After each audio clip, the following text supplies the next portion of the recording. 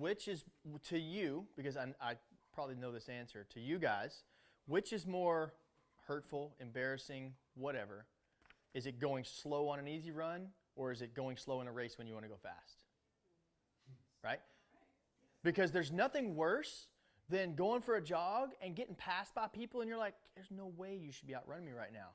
But in a race, I walked, she can vouch for this, she walked with me 8 miles of my first Ironman because of poor nutrition, right? So these are not lessons that I've just read in this paper. This is like, I walked the walk, literally.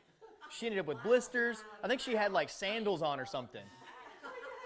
Miserable, and mentally you're not in a good place. Again, I'm cussing everybody that's actually still running. You're stupid. This is dumb. Why are you running? And then I go throw up. And then I'd try to run and I'd walk again, right? So it's more embarrassing to do that in a race where it matters so much to you than it is to back off on a training run and allow people to run away from you that you normally can keep up with or run faster than, so that you can have the success, so you can train that motor, so you can train that engine, because you're going to get to run fast. There's at least 2 or 3 times a week he's going to let you run fast. But when you run slow, you got to run slow. And that's a lesson I still to this day am learning myself, as what's slow enough. Like, can I go slower? Now I've gotten to the point to where I make myself breathe through my nose only when I run. Try that one time. Watch how slow you have to go. It's miserable. It's like... and do not allow yourself to open your mouth. If you open your mouth, you lose. Make it a game. It's tough. And sometimes when you get started, it's a walk. It's a fast walk. So, okay, sorry, I got a little sidetracked on that. So, still random nutrition facts and pondering. GI distress. Who's ever had GI distress? Bubble guts, goo gut, rock in the stomach, anything like that. If you have not, raise your hand. You all are awesome. That is freaking awesome.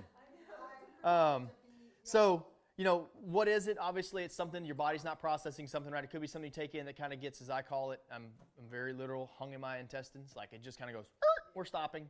You know, where the body just isn't processing whatever's sitting in here. You feel full. You start having water come back up because you just, it's not processing.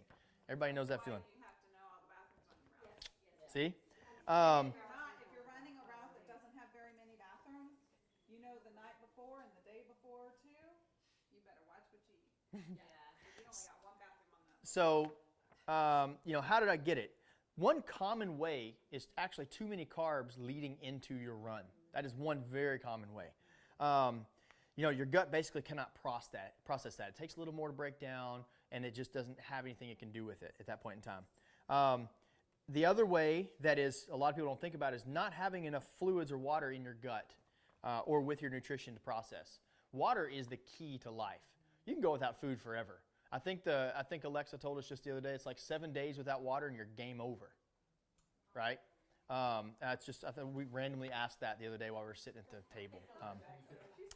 Anyway, when she wants to be. Anyway, and so, you know, they call it goo gut or like rock in your stomach, but who in here takes goo?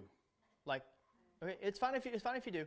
You got to remember with that stuff specifically, you got to take a ton of water when you're not a sports drink. It has to be water because of those sugars sometimes don't work together, and it helps that body to break it down. One trick is if you're trying to experiment with nutrition and you don't want to do something like a powder. I've done it before with great success. You take the goo and actually put it in your water bottle. So you'll put 3 or 4 in your water bottle, and mix it up well. And you're taking it all in small pieces. Something to try. I love the espresso one, or the espresso one. So they're so thick and so concentrated. Like if you read on there, you don't have to take the whole gel. You can take like the first sip of it, but you have to, like it says on there, you take like I think it's 4 or 6 ounces of water with it, and that's hard to do. It is. It's a lot of water if you think about it. All right, so that moves on from that. Any question about GI distress? Who has GI distress right now? Just me? Okay.